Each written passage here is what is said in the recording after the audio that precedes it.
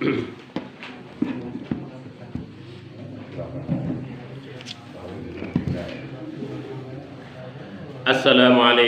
warahmatullahi wabarakatuh.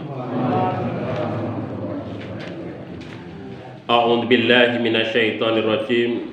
Bismillahirrahmanirrahim.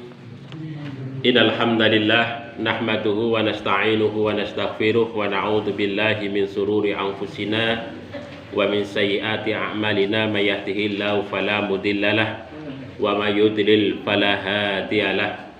Asyhadu an la ilaha illallah wahdahu la syarikalah wa asyhadu anna Muhammadan abduhu wa rasuluh. Allahumma sholli wa sallim wa barik ala Muhammad wa ala alihi wa ashabihi wa man tabi'ahum bi ihsani ila yaumil qiyamah. Bapak-bapak, ibu-ibu, para hadirin dan hadirat, para bini sepuh ingkang kawula hormati, alhamdulillah puji dan syukur senantiasa kita panjatkan kehadirat Allah Subhanahu wa taala atas segala limpahan nikmat yang Allah karuniakan kepada kita bersama. Alhamdulillah kita di pagi hari ini masih diberikan kesehatan Bapak Ibu sekalian, masih diberikan kesempatan, masih diberikan iman dan Islam di dalam hati kita. Mudah-mudahan kita terus sehat ya Bapak Ibu sekalian ya. Bapak Ibu yang dirahmati oleh Allah Subhanahu wa taala, ini masih dalam suasana lebaran. Saya ya, mungkin selama ini banyak kekhilafan, banyak hal yang mungkin saya menyampaikan ceramah ataupun yang lainnya itu banyak khilaf. Mohon dimaafkan Bapak Ibu sekalian ya. Mohon dibukakan maaf untuk saya, dan juga mudah-mudahan kita semua amal ibadah kita diterima oleh Allah Subhanahu wa taala. Taqabbalallahu minna wa minkum sholihal a'mal wa ja'alana Allahu wa iyyakum minal a'idina wal faizin. Kullu amin wa antum bi khair. Bapak Ibu yang dirahmati oleh Allah, saya mungkin mulai hari ini dan ke depan saya akan menyampaikan tentang kisah Nabi Ibrahim. Nanti sampai sejarah Mekah, sejarah haji dan sebagainya itu panjang petualangannya Nabi Ibrahim ini nggih. Karena beliau adalah orang yang meninggikan Ka'bah dan seterusnya, itu petualangannya dari Babilonia sampai ke Palestina, sampai ke Mekah, kembali lagi ke Palestina dan seterusnya. Nah ini agak panjang cerita nih Bu. Nah ini nanti saya ambil dari ayat-ayat Al-Quran yang terkait dengan Nabi Ibrahim itu. Karena apa? Karena memang Kanjeng Nabi Muhammad Shallallahu Alaihi Wasallam itu kan ibaratipun penerus dari tradisi nipun Nabiullah Ibrahim alaihi salam. Bahkan Allah Subhanahu wa taala di dalam Al-Qur'an menika memerintahkan Kanjeng Nabi Muhammad itu kan wattabi millata Ibrahim hanifa. Jadi wattabi, ikutilah millata, tradisi, kebiasaan atau agama, keyakinan Nabi Ibrahim hanifa, dengan lurus dan benar. Ini kok perintah Allah kepada Kanjeng Nabi Muhammad, termasuk juga kepada kita ya, umatipun Kanjeng Nabi Muhammad, sehingga kita perlu untuk mengetahui sejarah kehidupan beliau, tradisi kehidupan beliau, sehingga kemudian menjadi teladan ya, menjadi teladan tiga agama besar Bapak Ibu sekalian. Menjadi teladan tiga agama besar. Jadi Yahudi, Nasrani dan Islam begitu. Jadi muaranya itu kepada Nabiullah Ibrahim alaihissalam. Bapak Ibu yang dirahmati oleh Allah, kita baca dahulu Bapak Ibu sekalian ayat ini. A'udzu billahi minasy syaithanir rajim. A'udzu billahi minasy syaithanir rajim. Bismillahirrahmanirrahim.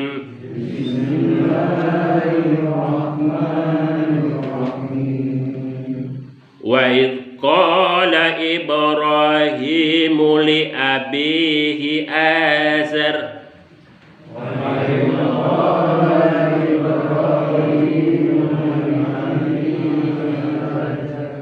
atattakhidhu asnaman alihah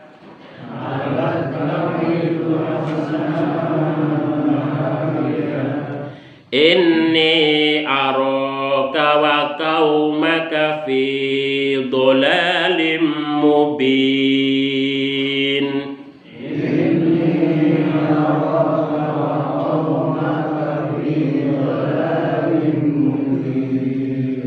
Wa kadzalika nuri Ibrahim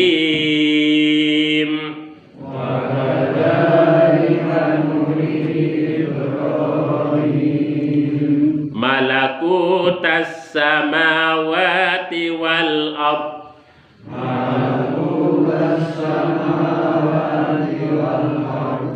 wal yakuna minal muqinin.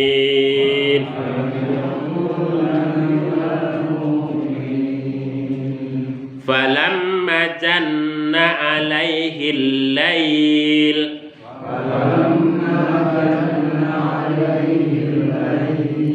ra'a kawkaba qala hadha rabbi falamma afala qala la uhibbul afilin.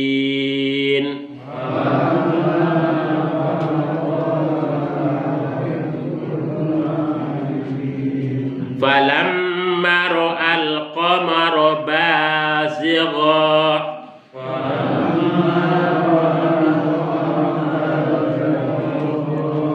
qala hadha rabbi falamma afala qala la illam yahdini rabbi la akunanna minal qaumidh dhallin.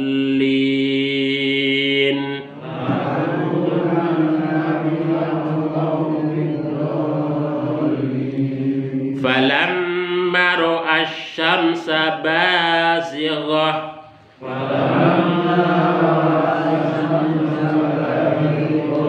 qala hadha rabbi hadha akbar falamma afalat qala ya qaumi inni bari'um mimma tusyrikun.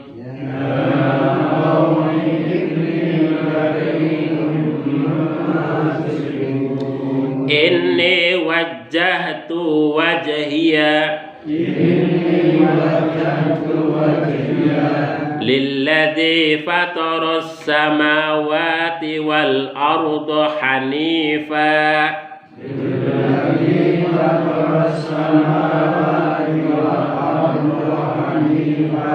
wa ma ana minal musyrikin.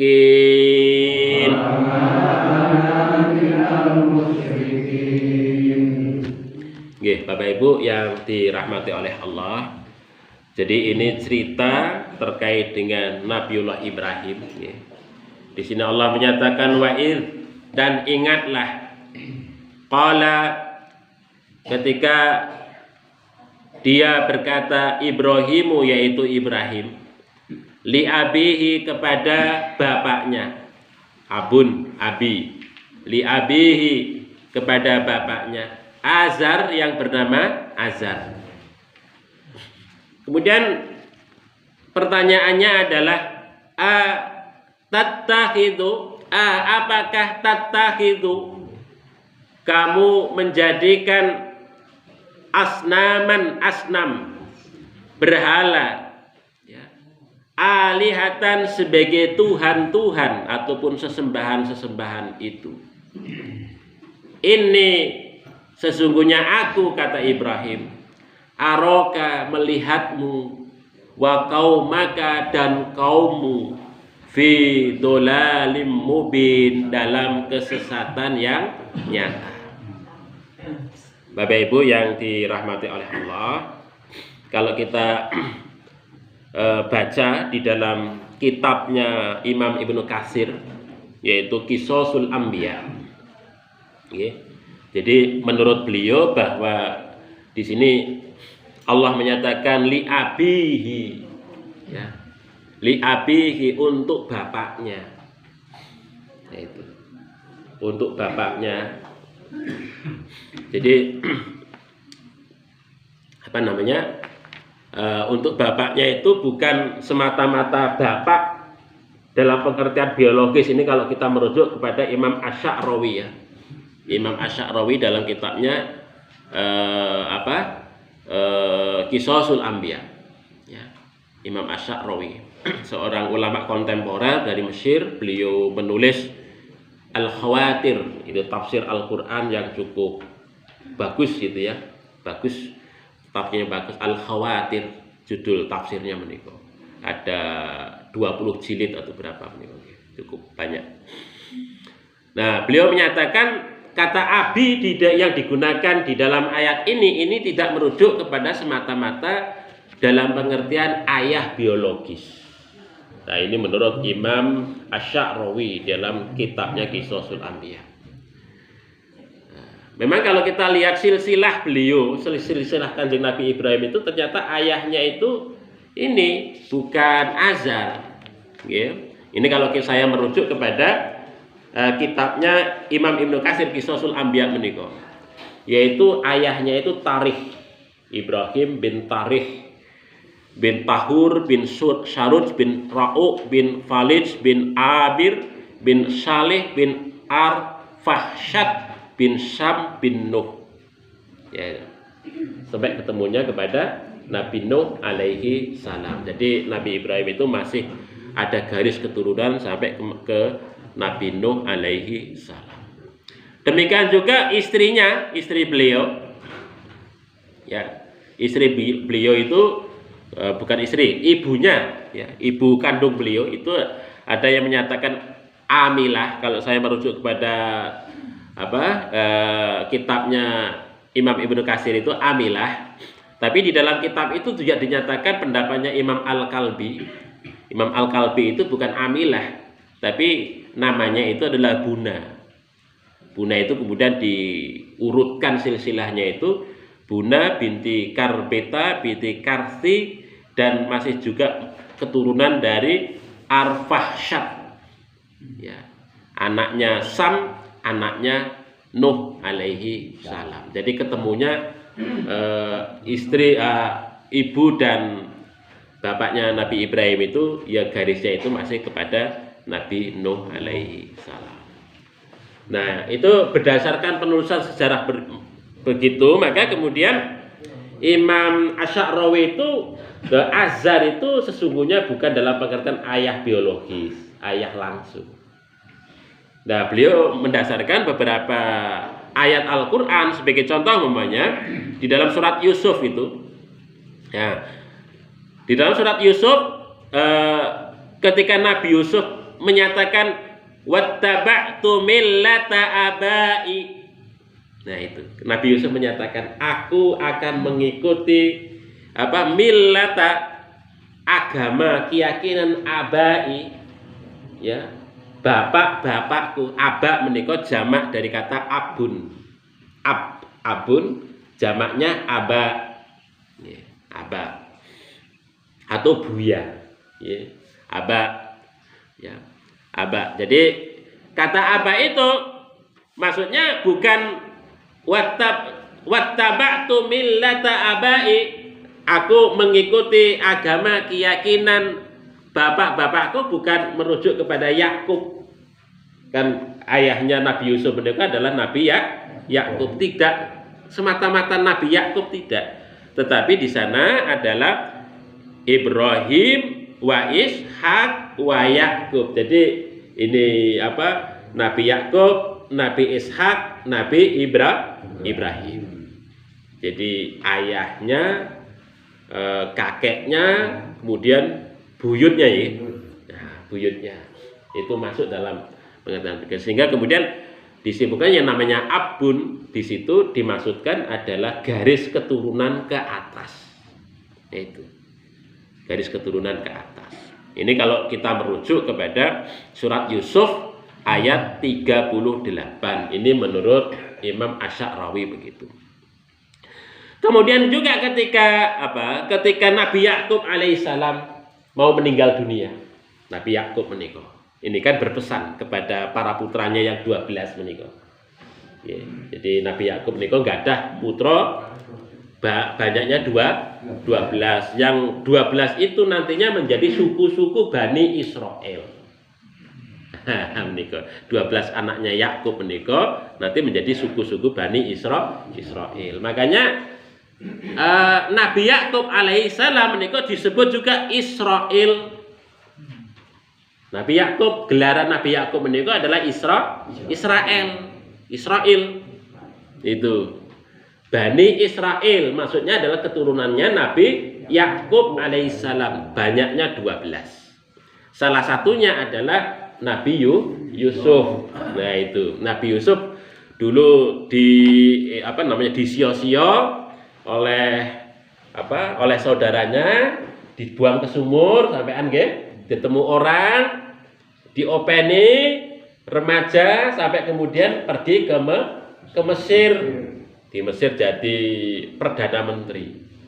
Mendengar saudara-saudaranya Nabi Yusuf menikah, kalau saudaranya si Yusuf menikah masih hidup menjadi perdana menteri, akhirnya kemudian berbondong-bondonglah saudaranya ke Mesir, pindah ke Mesir.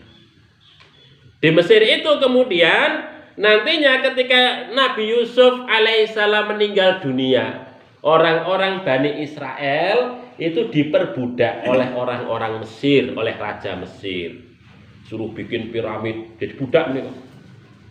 Suruh bikin bendungan macam-macam di Mesir nih. Itu memang kontribusinya orang-orang Israel. Mesir menikah, bangunan-bangunan piramid menikah, dibudak, jadi diperbudak betul itu. Pada zamannya Ramses atau zamannya Fir'aun. Akhirnya kemudian muncullah Nabi Musa alaihissalam menikah yang kemudian menyelamatkan Nabi Israel yang diperbudak menikah. Ya, sudah nggak dihargai. Akhirnya apa? Eksodus, pindah, pergi dari Mesir ke tanah Kan'an, kembali ke tempat ayahnya, yaitu Kan'an menikah adalah Palestina, yaitu Ibrahim menikah. Tanahnya Ibrahim yang dulu Ibrahim pindah di sana. Sampai kemudian membelah Laut Merah menikah, ceritanya pun kan ngoten nggih. Nah niku sedikit cerita terkait dengan Bani Israel. Nah di sini Yakub alaihissalam ketika mau meninggal dunia menikah dikumpulke putra-putranya yang 12 menikah, kemudian berpesan, am kuntum syuhada, apakah kalian itu menyaksikan id hadara, tatkala hadir Yakub kepada Yakub al-mautu, kematian. Maksudnya ketika Nabi Yakub mau meninggal dunia, apakah kalian itu menyaksikan bagaimana Nabi Yakub itu mau meninggal dunia? Tentu bagi kita tidak menyaksikan. Di sini diceritakan oleh Allah Subhanahu. Idza qala, ingatlah, qala Nabi Yakub alaihissalam itu berkata kepada para putranya, libani. Apa yang dikatakan Nabi Yakub kepada putranya? Ma ta'buduna mim ba'di. Hei putraku sekalian, kira-kira apa yang kalian sembah setelah aku ini meninggal dunia? Nah, apa yang akan kalian sembah? Apa yang kalian ibadahi setelah aku meninggal dunia? Itu kata Nabi Yakub. Maka kemudian putra-putranya pun Nabi Yakub alaihissalam itu menjawab, qalu na'budu ilahaka aku akan menyembah Tuhanmu. Kata putra-putra Nabi Yakub menika, kami akan menyembah Tuhanmu, wa ilaha abaika, dan Tuhan bapak-bapakmu. Ini kata-kata bapak menika diulang di sini, dan Tuhan dari bapak-bapakmu. Maksudnya bapak di sini adalah bukan sekedar menyebut bapaknya Nabi Yakub, yaitu Ismail saja, ya, Ismail, tetapi di sana menyebut Ibrahim, Nabi Yakub, Ishak, ya, bapak ibu Nabi Yakub Ishak, tidak sekedar Ishak tapi juga ada Ibrahim, Ismail, Ishak, disebut 3 menika. Jadi kalau Ishak menika sebagai ayahipun Nabi Yakub alaihissalam, sementara kalau Ismail menika adalah sebagai paman. Nah itu Ismail sebagai paman. Jadi di sini kata aba itu mencakup juga paman juga. Bapak itu paman juga masuk dalam pengertian bapak ataupun ayah. Nah menika. Ini menurut pendapatipun Imam Asy-Sya'rawi berdasarkan penelusuran ayat Al-Qur'an ngoten niku. Terus kata azar di dalam ayat ini itu sesungguhnya bukan ayahipun Kanjeng Nabi Ibrahim, tetapi itu adalah pamanipun. Ya, jadi urutannya itu adalah paman. Dan disebut bapak itu hanya sekedar untuk menghubungkan kedekatan. Ya, kedekatan Nabi Ibrahim dengan pamannya itu. Ya, karena ada hubungan darah menika. Nah, begitu. Karena ayahipun Nabi Ibrahim menika sanes Azar tapi Tarikh, ya, Ibrahim bin Tarikh, ya, itu menurut Imam Asy-Sya'rawi. Tapi memang ada yang menyatakan bahwasanya Azar menika gelar, ada yang menyatakan menika gelaripun Tarikh. Nah, ada yang menyatakan begitu. Nah, tetapi kalau kita memang, ya saya agak setuju dengan apa yang diungkapkan oleh Imam Asy-Sya'rawi menika. Maka saya kutip alasanipun ngoten niku. Nah, Bapak Ibu yang dirahmati oleh Allah Subhanahu wa taala. Jadi memang Kanjeng Nabi Ibrahim menika lairipun wonten Babilonia. Babil, negeri Babil. Babilonia. Babilonia menika letakipun wonten antara Efrat Tigris, wonten negeri Irak. Jadi di negeri Irak menika dari arah Turki menika ada 2 sungai besar namanya Efrat dan Tigris. Disitulah negeri Babilonia, itu negeri subur, makmur dari ribuan tahun yang lalu sampai sekarang. Itu menjadi persinggahan umat manusia, peradaban umat manusia. Makanya kalau kita lihat sejarah Bapak Ibu sekalian, maka awal-awal peradaban umat manusia itu ya di Babilonia. Rata-rata merujuknya begitu. Mesir belum berkembang, Babilonia sudah berkembang. Begitu. Dan banyak peradaban yang lahir dari negeri tersebut. Nah, sebelum agama tauhid berkembang di negara tersebut, memang ya kehidupan masyarakat di sana adalah paganisme. Paganisme itu ya penyembahan kepada patung dan berhala. Ya ada juga matahari, bulan, bintang. Kalau kita melihat ayat ini, ya negeri Babilonia ini menika nggih banyak menyembah matahari, bintang, bulan dan sebagainya dan seterusnya. Sebagai sesembahan, sebagai yang dianggap sebagai Tuhan oleh mereka itu. Makanya di sini Kanjeng Nabi Ibrahim alaihissalam pada saat itu ketika masih mudanya ya mungkin mengikuti kebiasaan tradisi dari nenek moyang yang ada di negeri tersebut, begitu ya, penyembahan kepada matahari, bulan, bintang menika. Tetapi Nabi Ibrahim menika dikaruniakan oleh Allah Subhanahu wa taala basirah, dikaruniakan oleh Allah Subhanahu wa taala akal pikiran. Jadi dia tidak sekedar mengikuti, tetapi mempertanyakan apa benar kira-kira yang disembah oleh orang-orang Babylon menika. Jadi bertanya dengan akal pikirannya menika Nabi Ibrahim. Memang Nabi Ibrahim menika kalau saya merujuk di dalam beberapa ayat menika memang diberikan kecerdasan yang lebih di antara masyarakat yang ada. Ya sebagaimana umpamanya kalau di dalam surat Al-Anbiya menika, surat Al-Anbiya ayat 51 itu Allah Subhanahu wa taala menyatakan walaqad ataina Ibrahima rusdah. Sungguh kami mengkaruniakan Nabi Ibrahim menika rusdah, kecerdasan. Rus itu kecerdasan. Atau petunjuk bimbingan. Artinya dengan kecerdasan itu Nabi Ibrahim itu bisa mendapatkan petunjuk, mendapatkan bimbingan yang benar dengan kecerdasannya itu. Dan memang Nabi Ibrahim itu diberikan karunia begitu luar biasa dari akalnya. Sehingga ketika masyarakatnya melakukan penyembahan berhala yang semacam itu, Nabi Ibrahim itu bertanya-tanya, apakah benar ataukah tidak. Itu, okay.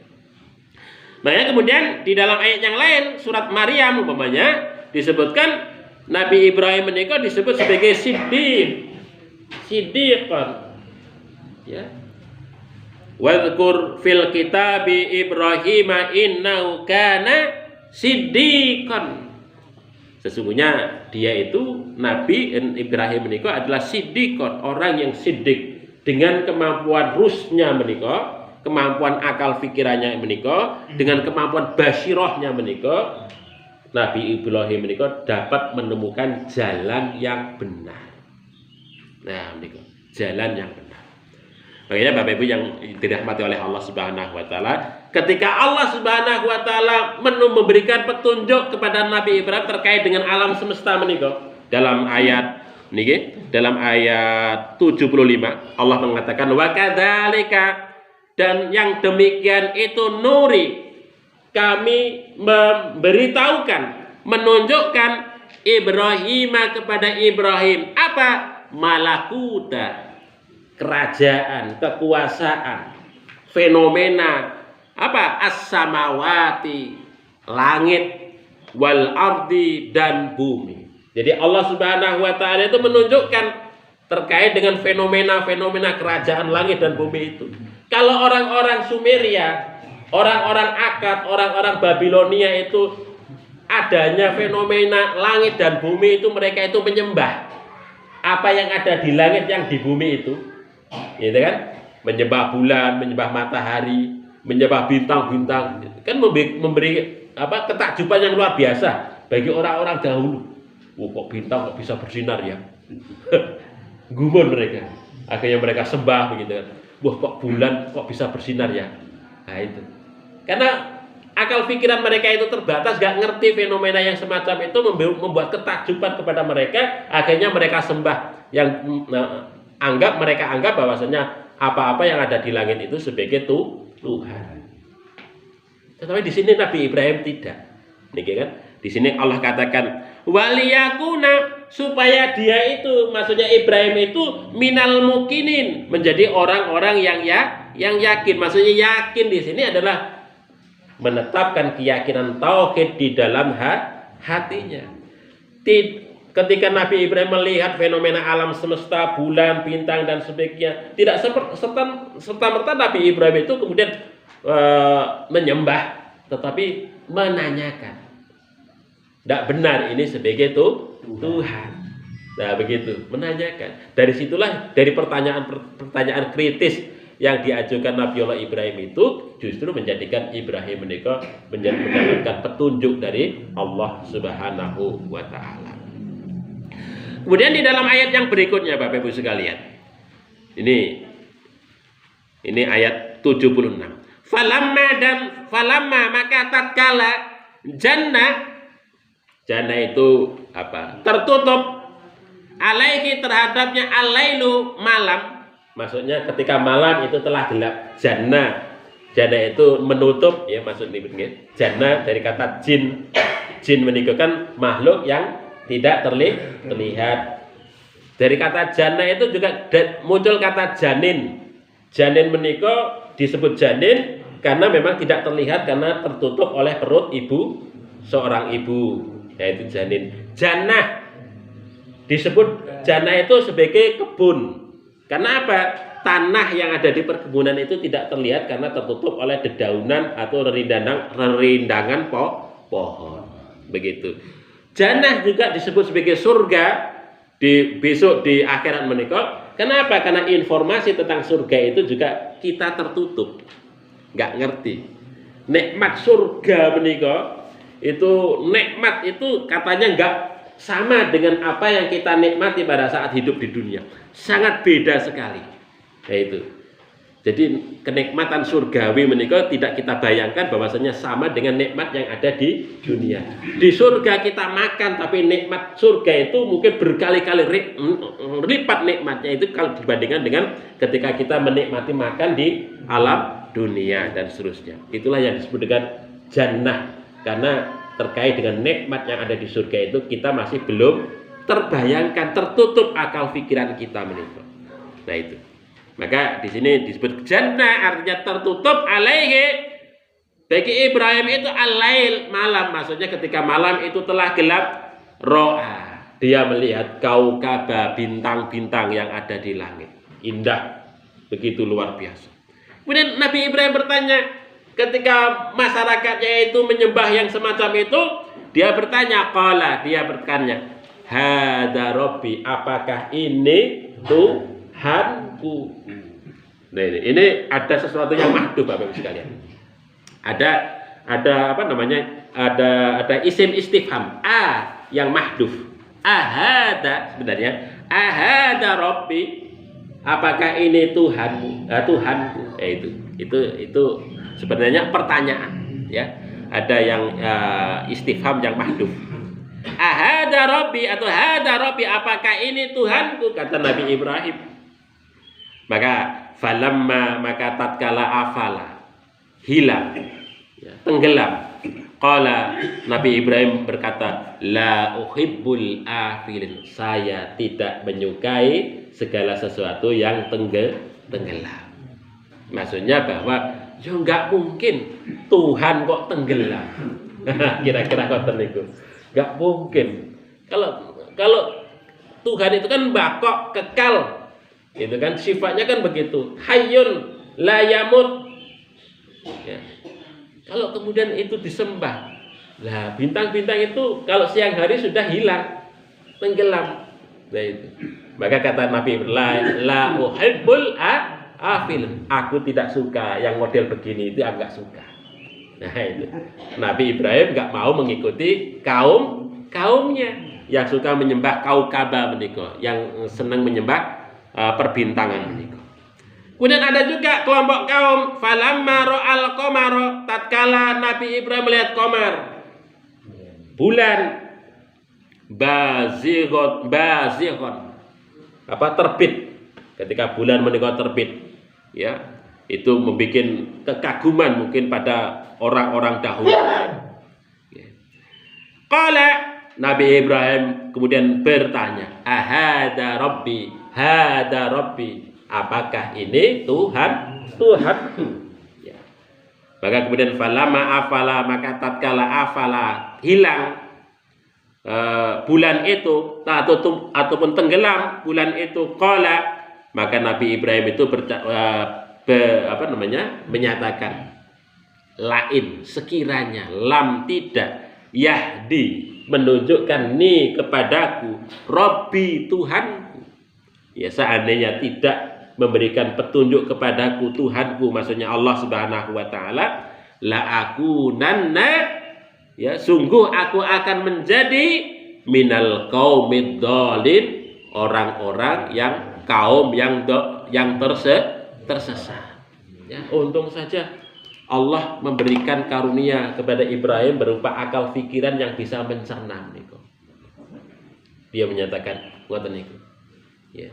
Seandainya la illam yahdini rabbi, seandainya Tuhanku tidak memberikan petunjuk kepadaku, la aku nanna minal qaumid dhalin, sungguh aku akan menjadi orang yang tersesat. Nah itu. Jadi dengan akal pikiran menika Nabi Ibrahim bisa memilah, ya, bisa melihat, ya, mana yang praktek kebiasaan masyarakat yang keliru, mana praktek kebiasaan yang benar begitu. Kemudian ayat berikutnya Bapak Ibu sekalian. Falamma dan tatkala ro'a, dia melihat asyamsa, matahari, bazighatan, terbit, bazighatan. Itu kan matahari itu memang samsud menika adalah imro'ah, ya. Jadi perempuan gitu ya. Jadi maka di sini sebagai bazighatan. Ya. Ketika terbit, qala, dia berkata, hada rabbi. Ini adalah Tuhanku. Apakah ini Tuhanku? Hada akbar, dan ini lebih besar lagi. Nah, menika. Jadi matahari juga membuat kekaguman orang pada zaman dahulu.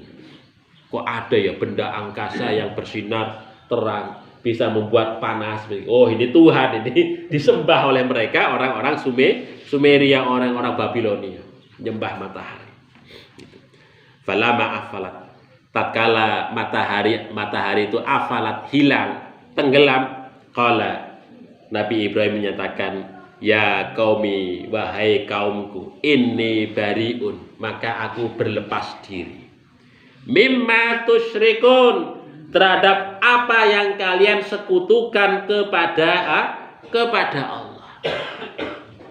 Nabi Ibrahim dari situlah yang kemudian mampu, oh ini adalah merupakan perbuatan menyekutukan, ya, perbuatan mensyirikkan Allah Subhanahu wa taala. Maka kemudian Nabi Ibrahim, ini bariun, aku berlepas diri. Saya nggak ikut-ikut. Nah itu, saya nggak ikut-ikut dengan praktek-praktek keagamaan yang demikian. Saya nggak ikut-ikut, saya berlepas diri. Karena apa? Karena itu adalah tusyrikun, yaitu kalian telah menyekutukan Allah Subhanahu wa taala. Bapak Ibu yang dirahmati oleh Allah Subhanahu wa taala. Maka di sini Bapak Ibu sekalian, kalau saya meminjam logika modern yang disebut dengan logika falsifikasi. Jadi Ibrahim menika diberikan kemampuan logika falsifikasi. Maksudnya falsifikasi itu apa? Kalau orang menyatakan kata dikit, oh ini, ya, katanya, oh ini benar. Kita buktikan kesalahannya apa. Kalau itu salah, keliru, berarti itu tidak benar. Jadi modelnya ngerti dikit. Jadi segala apa yang dinyatakan oleh orang, Ibrahim itu menguji di mana letak kesalahannya. Jadi dari kesalahan itulah yang kemudian Nabi Ibrahim tidak mau mengikuti. Ya, termasuk memangnya ketika masyarakat Babilonia yang kemudian banyak mengikuti ajaran-ajaran Sumeria menika, menyatakan bahwasanya, oh saya menyembah patung, oh saya menyembah matahari karena matahari itu panas, menyinari dan sebagainya dan seterusnya. Nabi Ibrahim menggunakan logika falsifikasi. Artinya letak salahnya itu di mana? Ya itu. Jadi, logikanya sederhana saja pada zaman itu. Loh, kalau itu matahari itu dinyatakan sebagai Tuhan kok hilang, timbul dan tenggelam. Tuhan kok ya, timbul dan tenggelam. Bintang juga sama kok tenggelam, timbul. Nah, itu. Dan seterusnya itu. Kalau begitu namanya Tuhan itu bukan abadi. Kalau umpamanya Anda menyembah bintang pada saat siang, malam hari begitu. Ketika siang Tuhan Anda sudah nggak ngawasi Anda lagi itu. Anda bebas melakukan perbuatan apa saja yang kalian mau itu. Masa Tuhan begitu? Nah, kira-kira logikanya Nabi Ibrahim itu. Sehingga dari situlah kemudian Nabi Ibrahim itu tidak mengikuti ajaran-ajaran orang-orang Babilonia. Jadi dengan logika falsifikasi. Jadi mencari titik salahnya itu di mana? Menunjukkan titik salah yang dilakukan oleh masyarakat itu. Memang luar biasa. Kanjeng Nabi Ibrahim menika nanti ketika berargumen kepada ayahnya si Azar menika, ketika berargumen dengan Raja Namrud menika sampai jengkel Raja Namrud menika kan, memerintahkan Nabi Ibrahim sampai dibakar menika nggih. Saking jengkel itu. Karena logikanya logis itu. Logis sekali. Ketika menyadarkan masyarakatnya itu sampai kemudian nanti karena Nabi Ibrahim mendapatkan teror tekanan dari kekuasaan itu, akhirnya kemudian Nabi Ibrahim pindah ke Palestina. dengan keluarganya itu pindah jauh ke Palestina, negeri Kan'an. Jadi ini kekuatan logika yang dimiliki oleh Kanjeng Nabi Ibrahim alaihissalam. Itu salah satu mukjizat ya yang dimiliki oleh para nabi. Memang kekuatan lisan dan pikiran itu yang dikaruniakan oleh Allah Subhanahu wa taala dalam rangka untuk mengatasi segala macam kepercayaan yang keliru di masyarakat. Ya kayak Kanjeng Nabi Muhammad sallallahu alaihi wasallam menika kan salah satu mukjizat terbesar menika kan karena beliau itu diberikan karunia yang disebut dengan jawami'ul kalim. Mukjizat yang disebut dengan jawami'ul kalim. Jawami'ul kalim niku Bapak Ibu sekalian, ketika Nabi itu berbicara itu ringkes, tapi sangat tajam sekali dan tidak ada yang bisa membantah. Itu jawami'ul kalim. Dan jawami'ul kalim yang paling top ini enggak Al-Qur'an menika. Tapi juga ada jawami'ul kalim Nabi menika yang kemudian menjadi beberapa hadis Nabi yang kalimat-kalimatnya simpel tapi kemudian mengandung kaidah-kaidah yang sangat dalam dan luas. Itu yang disebut dengan hadis-hadis jawami'ul kalim. Jadi kekuatan hujah yang disebut dengan hujjatun balighah, hujah yang sangat mengena, yang tidak kemudian para umat menika mampu untuk kemudian membantahnya. Itu salah satu kelebihan para nabi dan para rasul itu diutus oleh Allah Subhanahu wa taala kepada umat manusia. Bapak Ibu yang dirahmati oleh Allah Subhanahu wa taala. Kemudian di sini Nabi Ibrahim menyatakan ketika ini bari'u mimma tusyrikun, aku berlepas diri dari kalian semua. Artinya tidak mengikuti tradisi yang digonggongkan, dibesar-besarkan, yang diuri-uri oleh masyarakat Babylon menika. Maka kemudian Nabi Ibrahim menyatakan inni wajah, maka aku hanya memasrahkan wajahku ini untuk siapa? Lilladzi, kepada zat fatoros samawati wal ard, yang telah menciptakan langit dan bumi. Kalau orang-orang Babylon itu menyembah apa yang ada di langit dan di bumi, Kanjeng Nabi Ibrahim menyatakan inni wajahtu wajhiya lilladzi fatoros samawati wal, aku hanya memasrahkan wajahku ini, menghadapkan wajahku ini hanya kepada zat yang telah menciptakan langit dan bumi. Jadi Nabi Ibrahim tidak sekedar menangkap apa yang terlihat. Kalau kita kalau kita melihat sesuatu kemudian kita terheran-heran, itu kan biasa. Tapi Nabi Ibrahim itu melihat sesuatu yang dibalik yang terlihat menika Bapak Ibu sekalian.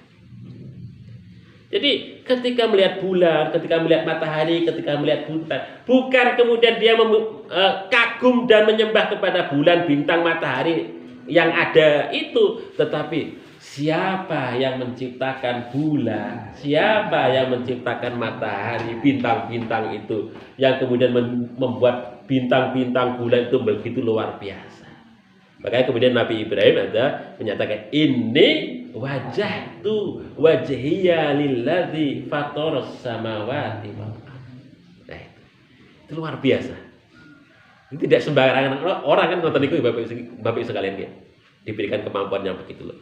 Artinya dia memang memiliki kemampuan yang disebut dengan kemampuan metafisika. Tidak sekedar fisika, tapi metanya dibalik apa yang terlihat. Dari situlah beliau bisa mengungkapkan tentang kebesaran Allah Subhanahu wa taala. Memang kalau kita merujuk kepada Syekh Muhammad Abduh di dalam tafsirnya Ibnu Katsir Bapak Ibu sekalian.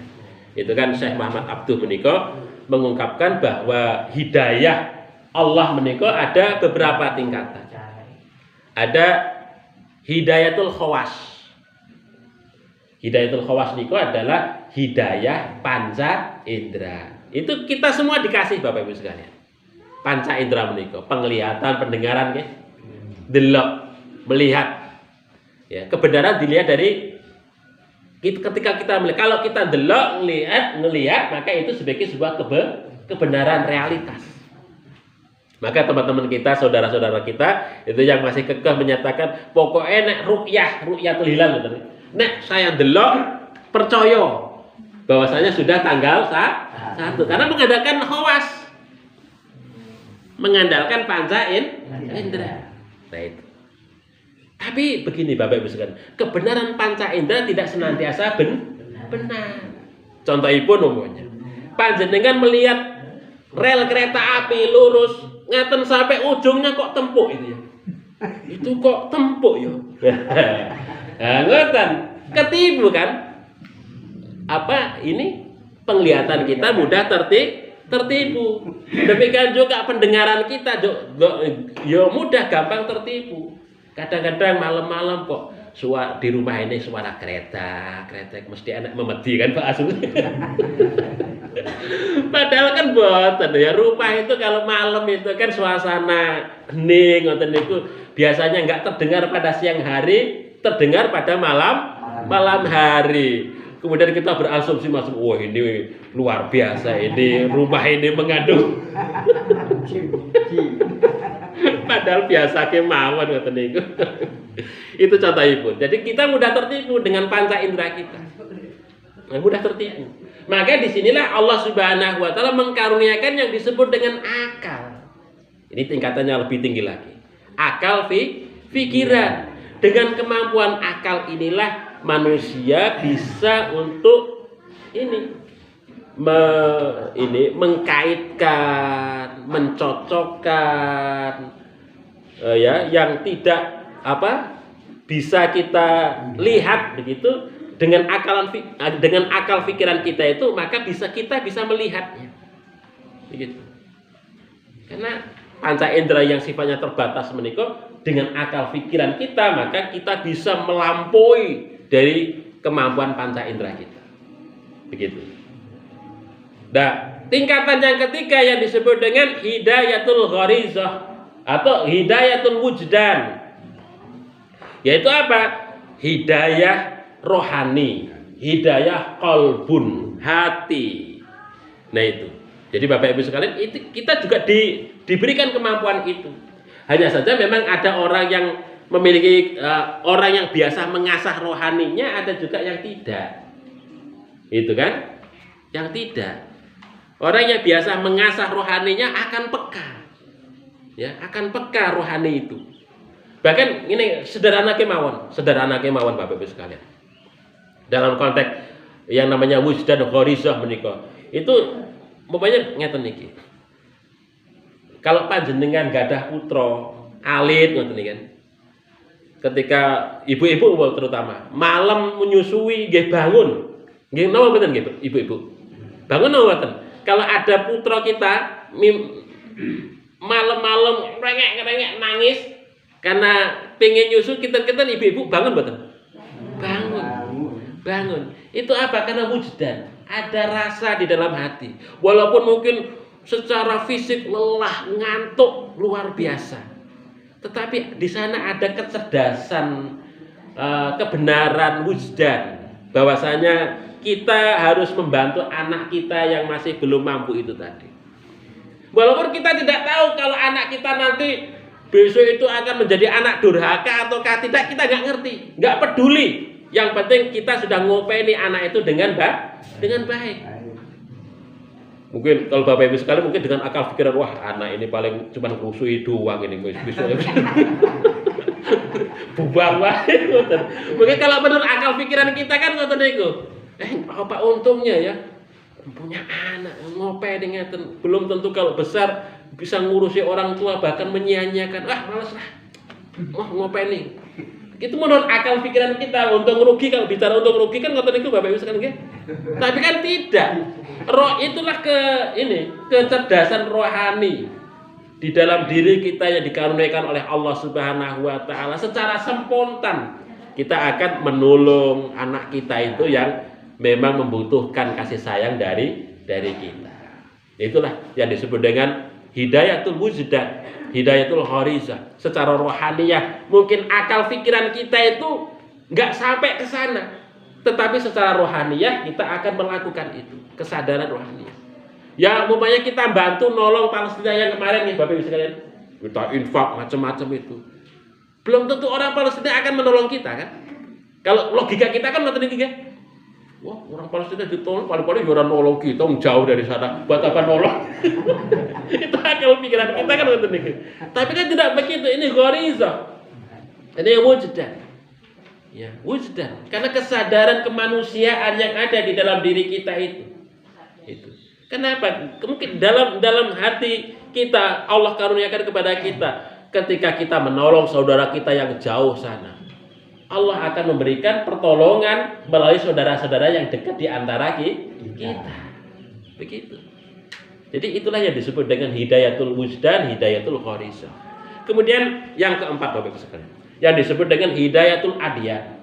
Ketika panca indera tidak mampu, akal pikiran pun tidak mampu, wujdan pun tidak mampu, maka disinilah peran agama. Allah Subhanahu wa Ta'ala menurunkan agama kepada para nabi dan rasul itu untuk dibimbingkan kepada kita semua. Supaya apa? Supaya kita itu mengetahui kebenaran yang hakiki tentang alam akhirat. Alam akhirat dengan akal nalar nggak sampai Bapak Ibu sekalian. Nggak sampai. Siksa kubur, akal pikiran nggak nyampe. Basir ini panca indera kita nggak sampai. Ini wujdan juga nggak sampai. Di sinilah Allah Subhanahu wa Ta'ala menerangkan tentang itu semua kepada para nabi dan para rasul untuk kemudian diajarkan kepada kita. Makanya di sinilah Kanjeng Nabi Ibrahim itu dengan akal pikiran itu yang cerdas itu kemudian dibimbing oleh Allah Subhanahu wa Ta'ala. Beliau menyatakan inni wajjahtu wajhiya lilladzi fataras samawati wal ardh, yang telah menciptakan langit dan bumi. Itu hidayah juga sekaligus akal pikiran ya, dari Ibrahim juga wujdan. Itu dikombinasikan, itulah yang kemudian mewujud kepada suatu kepasrahan yang begitu luar biasa.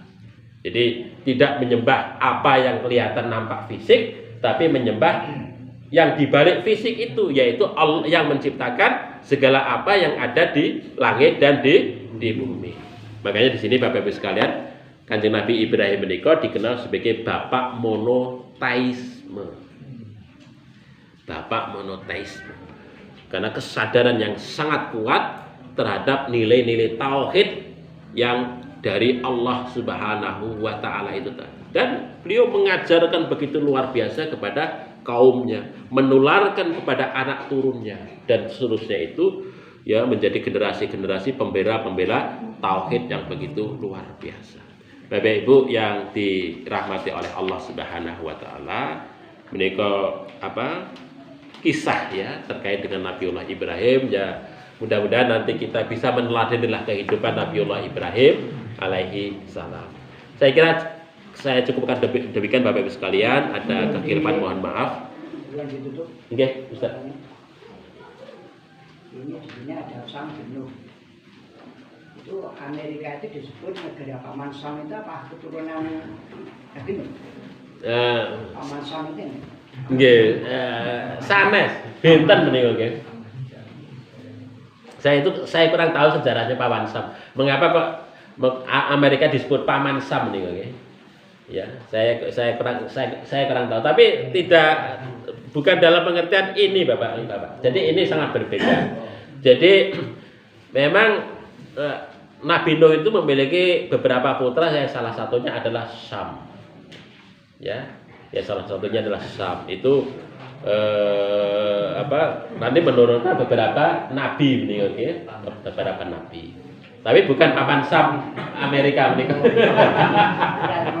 Oke, niku istilah lain menika, oke? Untuk zaman modern menika untuk menyebut negeri Amerika menika. Ngoten, dengan Ustaz.